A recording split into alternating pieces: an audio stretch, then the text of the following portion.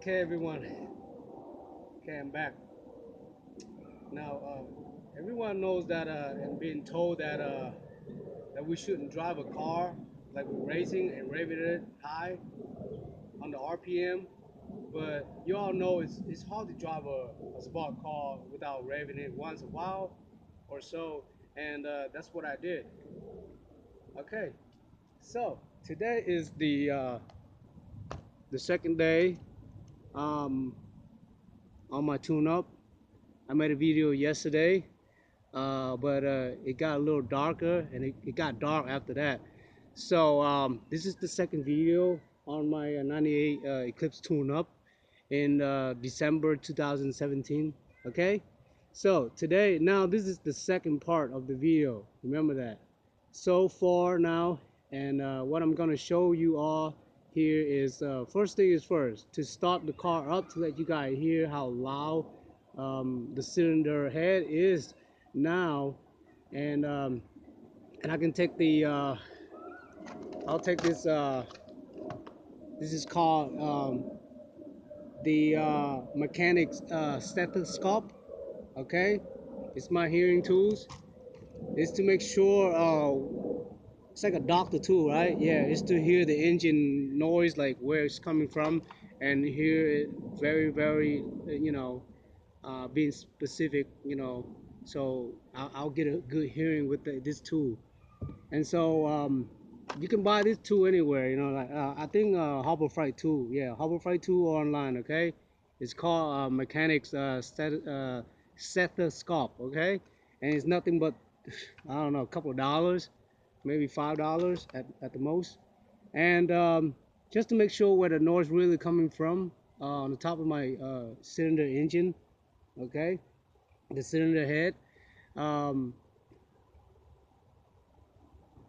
but I'm pretty sure at this point I can really hear it coming out from the cylinder head. Okay, it's not the timing belt, uh, where the timing component that's making the noise. Okay, because I look and check the timing cover, and there's no oil on the timing belt, because it's like, I show you what I'm doing. Okay, um, so I hear the noise coming from this area on the top of the cylinder engine, but it's more like on this area.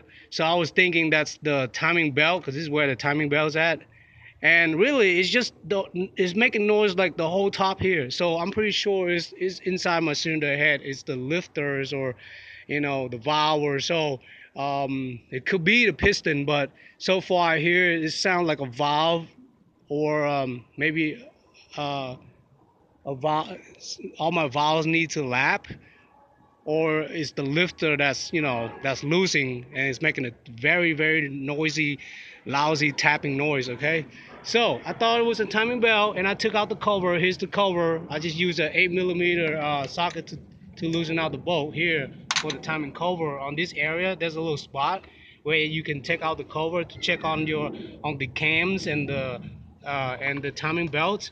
And I look at the timing belt. There's actually no oil. Okay, no oil around my timing belt, and no oil whatsoever on the cam by itself. So basically the timing component is pretty much dry. Okay, there's like no oil leaks around there. But I do remember, guys, I do have a leak underneath the crank. Okay, but somehow it doesn't touch my timing belt. So I find it kind of weird.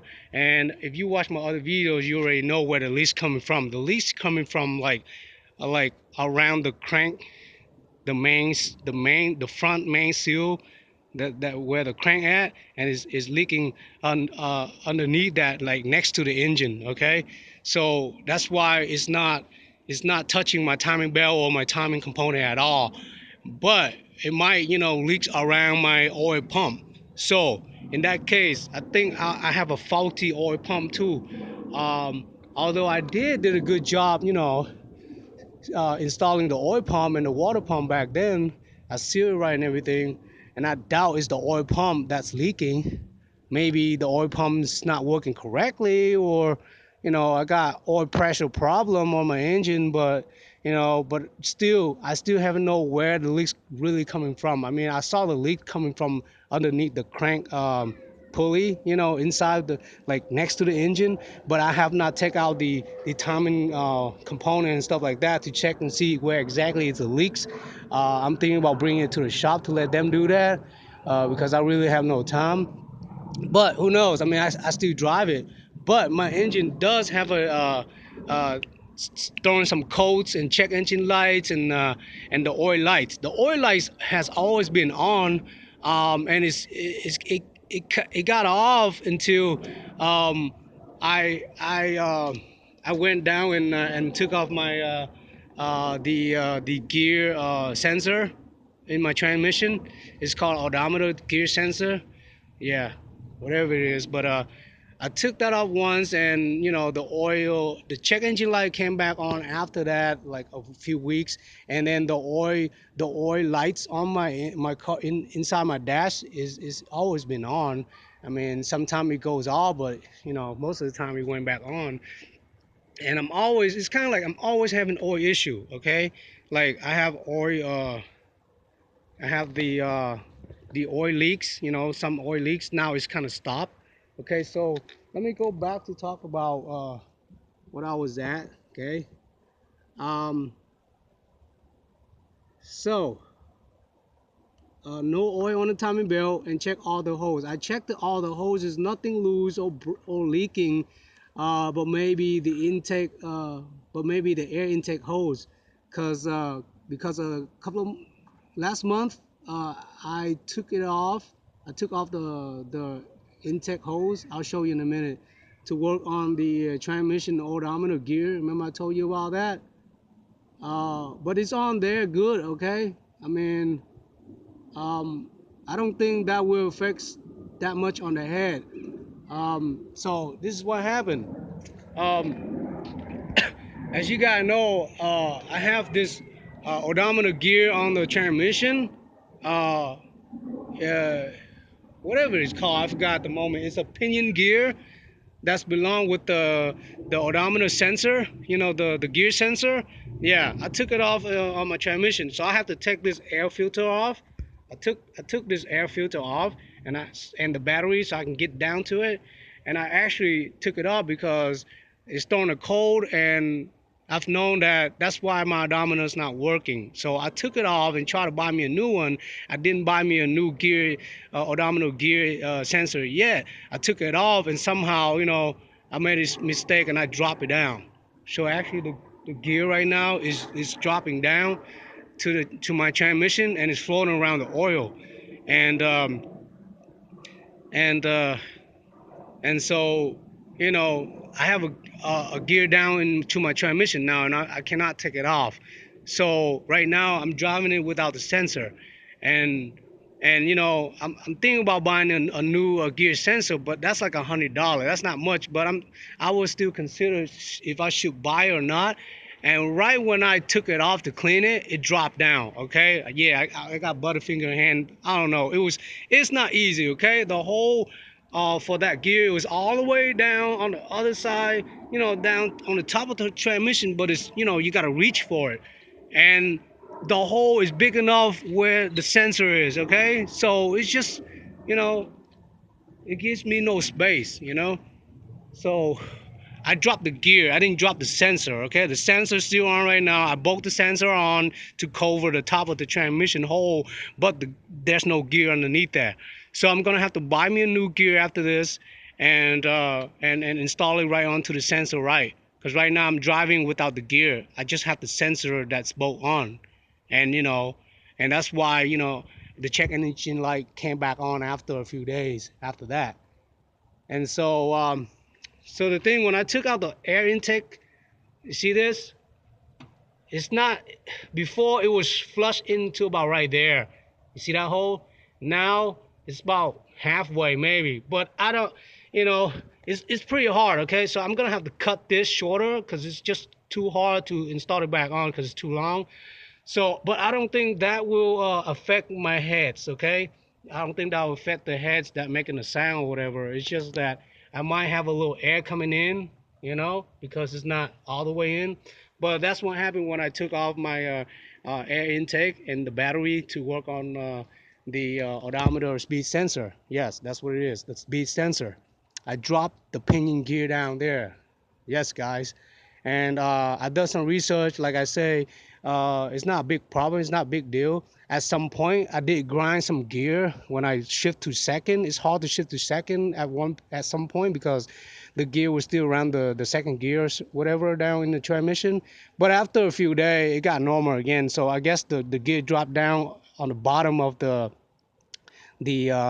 transmission pan, oil pan. Okay, so there's no way I can take that gear back out of the transmission unless I tear out the transmission and rebuild the transmission. Then I might be able to see the gear and take it out. But as far as now, this transmission is pretty much not really good, but it's still drivable. I mean, I don't have any more problem after a few days after that. So let's just let's just be that way. I was just gonna have it lay down there that way. I can't do much about it. Unless I buy a new transmission, swap a new transmission. That's it.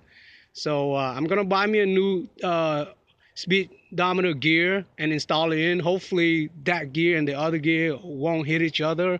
It's a plastic gear. Okay, it's a black plastic gear. So if it is, it'll break in the transmission anyway. Okay, so enough talk about that part of my little mistake there when I did the tune up. I was doing a tune up, but I found out that I need to uh, replace the speedometer.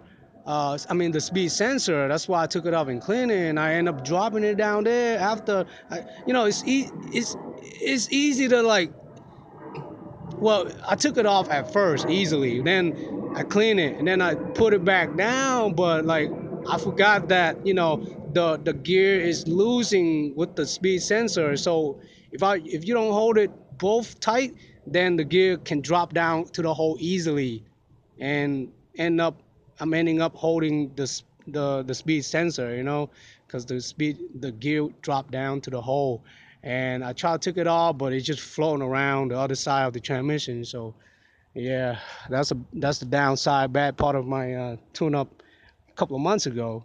And after that, I've been driving. I have not done anything, no oil change either. You know, after like this is like 2,500 miles now, and this is like the third time. This will be my third time doing the oil change on my 98 Eclipse here, and I'm waiting too long for this third time oil change. Okay, so here's what I would do today. It's just to change the oil and the oil filter on my engine. So I have to like first lift the car up just the front. I'll lift the car up just the front, but I'm not going to check my cylinder pressure like I say. Okay, I will not check because I have not rented the tool yet. I forgot, I got to drive there and rent the tool. I don't have any way to get there now, And the pressure tool I already caught and checked. It's the cylinder uh, is to check my cylinder head pressure, on the top, like where the spark plug. There's a tool where you plug down the spark plug hole, okay, to check it. Like you gotta take out this spark plug wire, and then that tool will have the same thing. You plug it down there, and then there's a gauge, and then you start it up like once. You just start up once, and you have someone out here to look at the gauge, or if you have a camera, just to video that and see what pressure is the whole engine. Like I think it will measure the pressure of the piston and the valve and the whole engine. So in that case, I'm gonna have to wait to rent that tool, and that tool only costs like $50 to rent, and it costs like 120. Well, actually, it costs like $50 to buy, and it costs like $200, 100 something, $200 to rent it, and then you can return, get your money back. But I got a good deal yesterday. I called them, and he told me, it only cost me 50 to rent the tool, because he gonna lend me the tool that's actually for sale, and then I can just bring it back to them. And this is from AutoZone, or Auto Advance, or whatever you can find out there. Okay, it's only like $50 to rent it and then return it and get your money back. So I cannot. I haven't ran the tool. It's called cylinder head compressor test tool. Okay, and R. Um, so that's all I'm gonna do this week. Like hopefully, um, I can rent that tool like after I do my oil change and the oil filter change and check up all that, and hopefully I have the time to because I was thinking about doing a lot of things because there's so many work. Like I'm thinking I'm thinking about flushing my radiator. Okay, like I say, I haven't done my radiator flush. This is gonna be my first time. This is what I'm gonna use. You can use the super radiator flush and cleaner. I think right now Walmart sell the flush with the cleaner by itself. Before this is like this is like a year.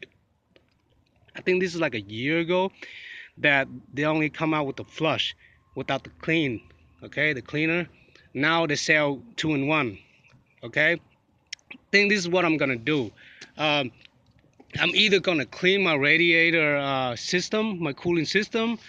If not, then I'm gonna change the coolant, okay, to a new coolant. But I'm thinking about, flushing the coolant. Not only flush, but I'm thinking about doing it this way. You see, a lot of people doing this way when they flush the whole system. They get themselves, you get the 5/8 looking holes. This is the water hole. You connect this side to the water hole and this side to you got to get a 5/8 diameter clear tube. Okay, get you like a 10 feeder. Okay, and one side 5 feet and the other side another 5 feet. What it is I'm gonna use this um, after I flush the radiator system. Then if you know about the heater core, the heater hose is back there. There's two holes, the inlet and the outlet. When I tear up my engine, I was able to see that, but I didn't do that back then because I didn't know nothing about that until now. And so I find out that that's the real way to deep cleaning and flush the whole cooling system is by using that technique. I mean, I'm just looking at the technique where YouTube and people doing it too. They use this, and they use a water hose, and they just get themselves uh, 5/8 clear hose and connect it to this end, and then just with your water hose you just put water in, just shooting water in, but you don't want to shoot water in too high. The pressure of the water hole will be like around 6 to 10, cannot be more than I think 10 psi, so the water cannot be like you shooting it in, because then it'll damage the cooling system. So that's why I'm thinking about using these tools to flush my cooling system. And I do need to buy me some clear hose. I have not got any clear hose yet, but I'll go to Lowe's and get that. Make sure to bring this to measure. I'll get me like a 8 feet clear hose, long enough to like from the inlet and the outlet out here to the bucket. Okay, and another one will be long from there to here, maybe 3 feet, so I can use the water hose gun to shoot it in. Yeah, I'll show you guys with a different video, but this is just to show you guys the idea of what I'm gonna do, what I really want to do to flush my cooling system, and then I can use this. After all that, I can just pour half of this bottle. I've been having this forever, ever since I start rebuilding my engine. Is the cooling boost. This is uh, to uh, to add it in with my new coolant after the flush. Okay, so here, the best way to save some money is I'll get some Prestone unmixed it coolant. Okay, and I have me a gallon of distilled water. So basically I'm gonna have 2 gallon after I mixed it up. I just mix it 50-50. You don't need to mix it like 70-30 or whatever. Just mix it 50-50, because that's good enough. Okay, 50-50 will prevent from the freezing or the overheating. Okay, so I'll end up having 2 gallon of 50-50s after I mix these two together. Okay, and there's few more things I need to do, like after the oil change, I need to install new Bosch Platinum spark plugs. I had this since the beginning, and I just have not have. I just didn't want to change, install the new piston in my cylinder head. Yeah, everybody was like, why you doing that? Because yeah, I don't know. I just saw the piston was still good, so I reinstalled the stock one, the old one, and they did not install, even though this well, not piston. Did I say piston? Okay, spark plugs. And I bought this nice spark plug. It's cheap. It's like a couple of dollars each, but I should have installed at the beginning. So, and then I'm gonna check for gap. I'll use this to check for spark plug gaps. Okay, and I'll show you how to do that when I'm done with it, I guess. So the spark plug gap is right there. Just make sure that you read your manual and see how much gap your engine needs, so you can either use this tool to bend it out, to bend the gap out so it'll be bigger, or you can squeeze the gap in to make it smaller. And you just use this gap measurement to measure the gap of the spark plug for your engine, for your spark plug, okay? And I will show you how to do that once I'm through with it. Okay, so I put my tool, that's a tool right there. I put my tool back in there. And what else I need to do? Okay, I will mention about cleaning the gas system. Okay, so I need to do this a long time ago, but I haven't. I need to clean the gas system with different tool, like I mentioned earlier about the C-foam. Um, the C-foam thing. You can use C-foam, or injector cleaner or gas cleaner or whatever. I mean, there's tons out there. But what I really need to do is, like I said yesterday, I'll need to buy a gasket for the throttle body and clean them all out, and use some technique to like deep cleaning, the whole gas system, where because I know some of them are already clogged up, like the gas injector and the throttle body, things like that around there is clogged up. So I need a good chemical that will clean it up. And I have myself like a whole gas cleaner kit, two gas cleaner kit that I have not used yet ever since I rebuilt this engine. And I really need to do that soon, because I'm going through the rebuild without doing that whatsoever for the whole time. So then after that, I'm just gonna check everything. Everything seems good. Like the fluids, all the fluids seems good. All I gotta do is just flush the radiator. I'll probably just flush it for now, and then go through the whole deep cleaning throughout the system at a later time when I got the hose, okay, the clear hose. And I might just do that when I get the clear hose within the day or two. But I don't want to do it twice, because right now I'm lifting the car up to do the oil change. So that's why I wanted to do it at the same time. And yeah, so every other thing's like, the other things I need to do, I'm just going to have to put it out the way now. Like my front, I got to weld it. I can't do it at this time. So I'm going to starting the car up to let you guys hear how bad the lifter sounds, okay? And then I'm gonna let you guys go so I can finish what I need to do so far at this point. Oh yeah, guys, remember, this is winter time, so be cautious.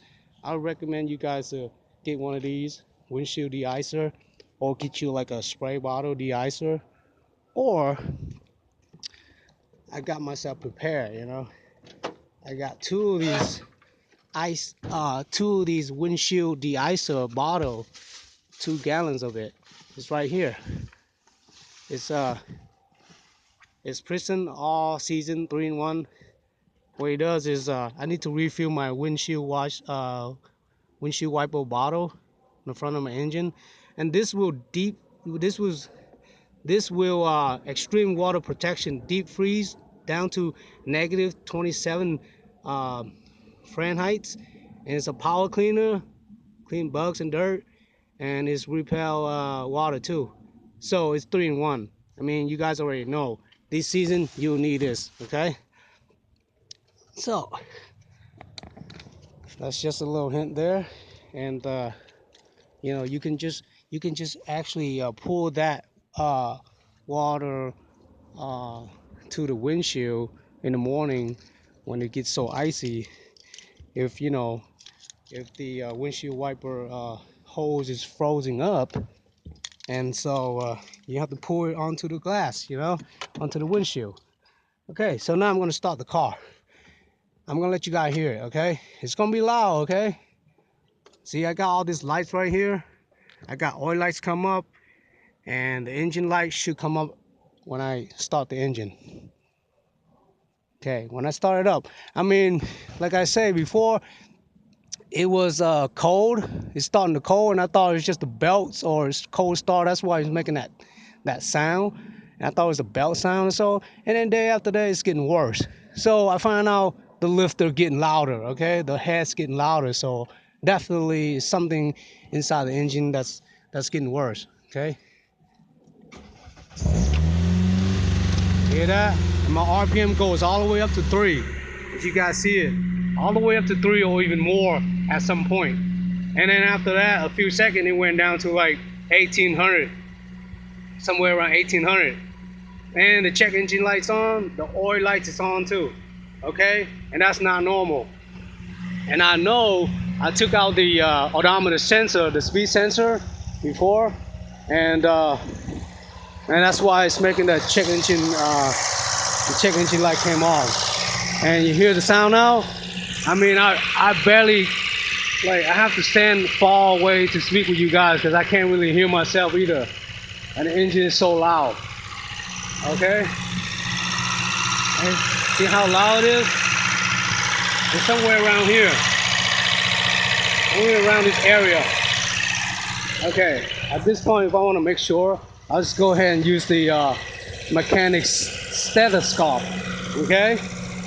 Just to hear exactly where it's at. So I'll know exactly where's the sound coming from. But at this point, it's coming from the cylinder head, okay?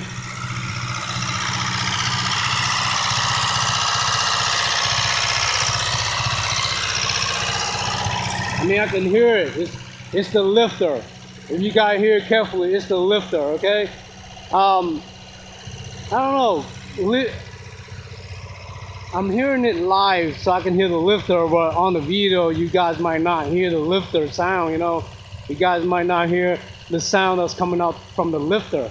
So if you guys ever experience it, you know what I'm talking about. So it's definitely gotta be the lifters or the valve, okay? So I'm gonna have to have it. I'm gonna have to bring my car into any shop here to let them check it. They might need to adjust my valve or adjust my lifters. Yeah, the lifter needs to be adjusted after the car rebuilt at some point. That's what I heard from a lot of people saying. But you know, a lot of people I researched, they say that it's okay to drive it like this. But you know, it's just the lifter that's making the noise. But you know, it's not good on my, you know, I just don't feel comfortable driving it. And it's kind of irritating, annoying a lot of people too. Let me cut it off for a second.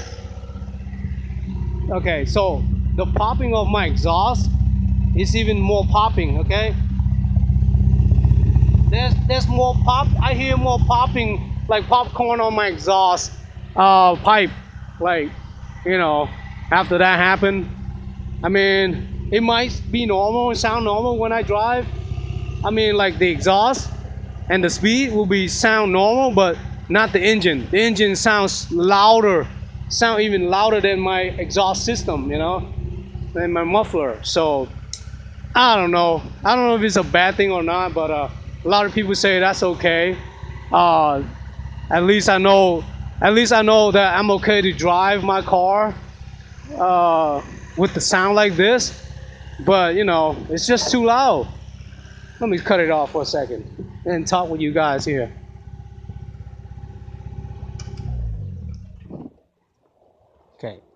Now that's very loud.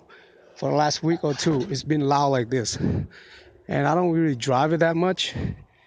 And so it's been so loud that someone told me, they never hear any engine lifter making the sound like this loud before. So I really want to take my car to the shop to have them check the engine, see what's going on.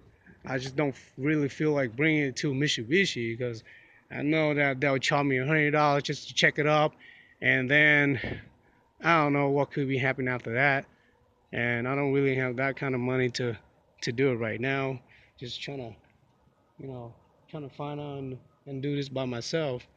Um, but as far as I research, and they say it's okay to drive with the lifter like this, then I'm gonna research somehow to readjust the lifter or like tune it up. See after the oil change and the oil filter change and all that, and see if and see and hear if the engine sounds better after that.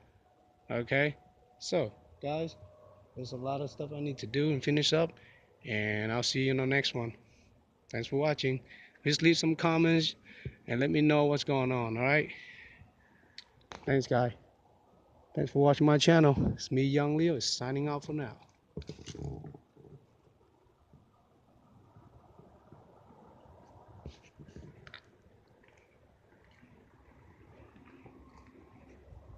I'll continue with the video shooting after the oil change or so, okay? And the spark plug too. Replacing the spark plug. And then I can go to AutoZone to rent that cylinder head leak down tool test, okay? Peace out. Later, guys. Signing out for now.